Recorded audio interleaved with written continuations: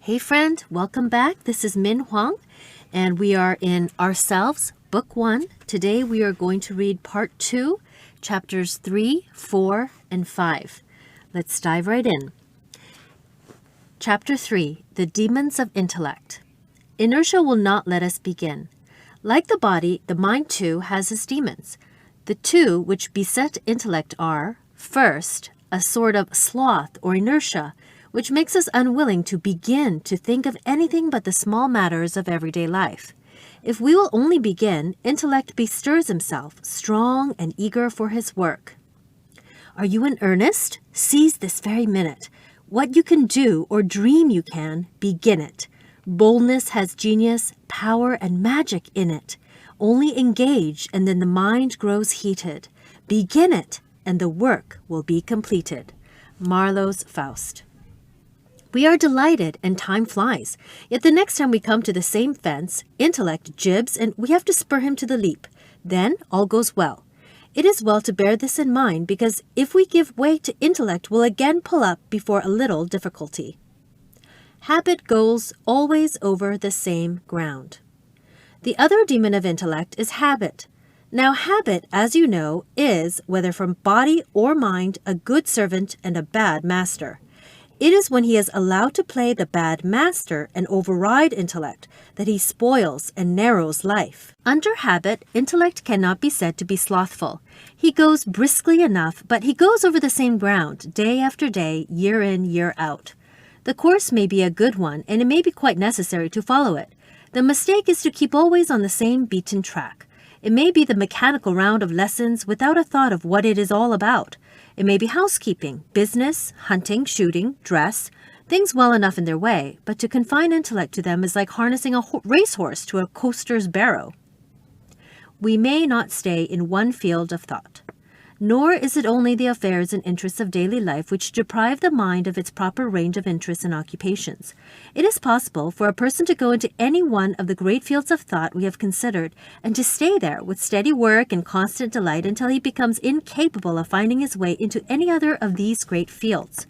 The greatest man of science of our age had this misfortune. He lost himself, so to speak, in science.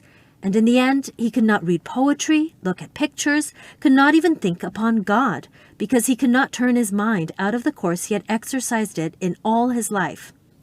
The people who lived when, perhaps, the greatest things were done, the greatest pictures painted, the greatest buildings raised, the greatest discoveries made, were very particular on this point. The same man was an architect and a painter, a sculptor and a poet, and a master of much knowledge besides. And all that he did well. All that he knew was part of his daily thought and enjoyment.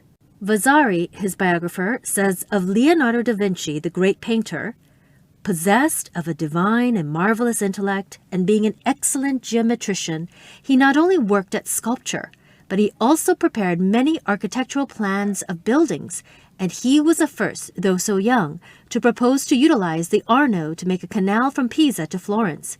He made designs for mills and other engines to go by water, and as painting was to be his profession, he studied drawing from life.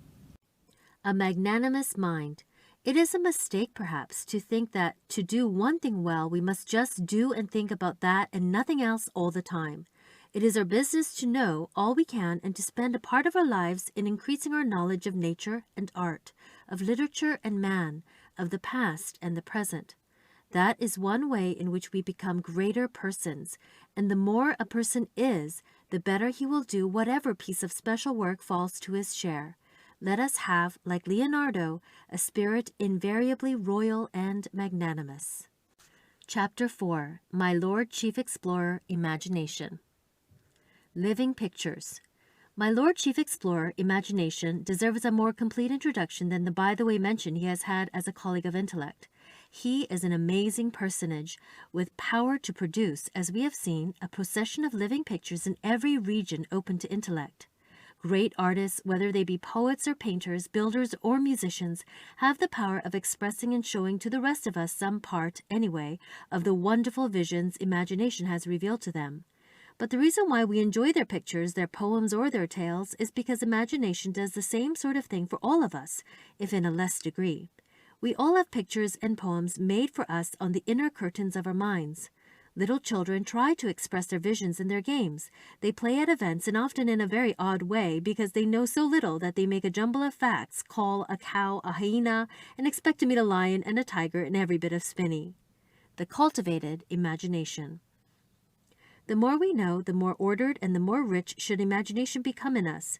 Have you read Feats on the Fjord? Miss Martineau, who wrote the book, never visited Norway, but no one could describe the life on the fjords more vividly than she has done.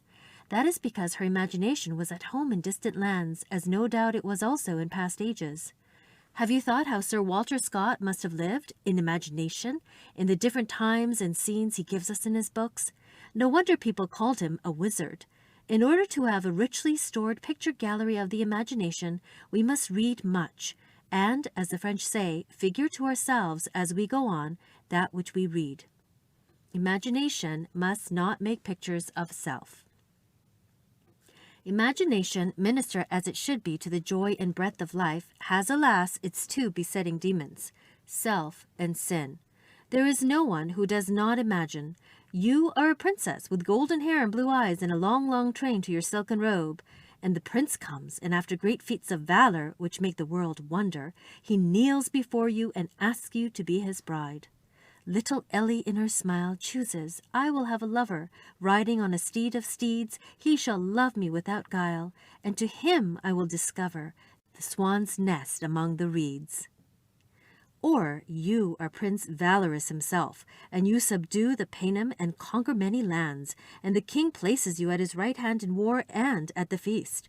These are pretty dreams, and there is not much harm in them, except that, while one dreams, one forgets to do, and life is made up altogether of doing and not at all of dreaming. It is very nice to dream, when people have been finding fault with us, that we shall do wonderful and beautiful things, nurse the sick and build palaces for the poor and make gardens of delight for the mother or father who finds fault with us, and to think how everybody will admire us for all our beauty and goodness and cleverness, especially those people who have laughed at us. To think, too, how kind we shall be to them and what presents we shall make them, and how sorry they will be that they have not always been polite and kind. I do not think it is lawful to set imagination to build us pleasure houses in this way. In the first place, as I said before, while we are dreaming, we are letting all our chances of doing slip by us. In the next place, when we have dreamed ourselves into being some high and mighty personage, ever so good and great, we are very easily affronted, and imagination leaves off his building tasks to throw stones at our friends. Imagination tells us that Mother does not understand us, does not know half what great persons we are, that Father is not kind, that Lucy or Edward is more noticed than we are, that lessons are hateful, that going for a walk is a bother, that seeing people is a nuisance, that any book but a storybook is dull, and by degrees, other people find us just what we, in our imagination, have pictured them. Our best friends have to own that we are dull and disagreeable, peevish and resentful. They say there is no pleasing us. They complain that there is no getting us to join in games or to take any interest in plans. They say we do not try to be pleasant with or helpful to anybody. The little ones say we are cross and do not woo us to play with them, and the big ones think us grumpy and let us alone. It is very provoking because we know that all the time we have beautiful thoughts about what we shall do for every one of them, and the least they can do is to be kind meantime. How to exorcise the demon. But the others are right, and we are wrong. Just ask yourself, who is the chief person in all the pretty pictures you make, in all the plans you form? If you have to confess that you yourself are, why, imagination has just been making pleasure houses for self instead of collecting pictures of the great rich world. See about it in the future, and set this glorious servant to work in his rightful calling. Then you will be a delight to your friends because you will have much to tell, and will be interested about many things. You will not trouble them or yourself with that peevish, exacting, grudging self, a tyrant in any home. In fact, you will find so much that is delightful to think about that you will hardly have a moment in which to think about yourself. Turn self out the moment he intrudes upon any picture of the imagination. A good plan is to take yourself by the shoulders, look him full in the face, and laugh at him for a ridiculous fellow. This is what is called having the saving grace of humor, and people who have it do not make themselves absurd by putting on airs and graces. It is nearly, though not quite, as good when your home people laugh at you and tease you. Learn from their laughing and bear their teasing with good humor. Living pictures of sin. The second demon of imagination is sin. Have you ever heard people say, there seems to be quite an epidemic of burglaries or of murders? They are quite right. There is an epidemic of these things. They are catching in a curious way. People read of a crime in the newspapers. They allow their imagination to dwell upon all the details. The whole thing becomes a living picture which they cannot get rid of, and the end is that they attempt the same sort of crime themselves. That is why it is unwise for anyone to read newspaper accounts of those sorts of things. For even if you are not tempted to do the wickedness, the horrid picture of it remains once you have allowed your imagination to paint it for you. Unclean imaginations. Unclean imaginings. There is one kind of sins that we must be especially careful not to take impressions of. Once we do so, they will haunt us all our lives. These are sins of uncleanness. If people talk of such sins, do not listen. Go away and do something. If you come across the mention of such sins in your reading of the classics of poetry, of history, learn, as it were, to shut the eyes of your imagination, or your thoughts will become defiled. Never knowingly read anything or listen to anything which could suggest unclean imaginations. I once visited a young woman who was dying, a nice, good married woman, and she told me this awful thing. She said her dying bed was made miserable, and she could not say her prayers because horrible imaginations of uncleanness came to her. She said she never had thought of such things.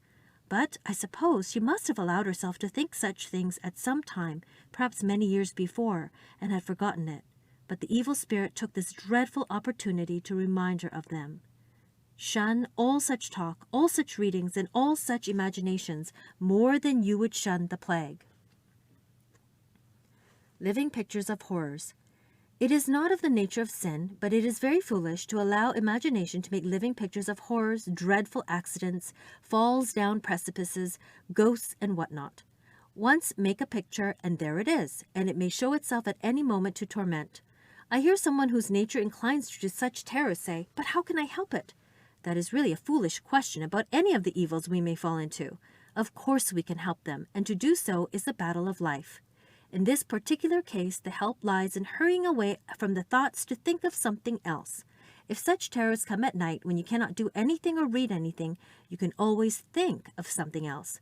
The last storybook you have read, for instance. Go over the tale in your thoughts. Chapter 5. The Beauty Sense. The Demon of Exclusiveness. The beauty sense adds so much to the joy of life that it is not easy to see what danger attends it.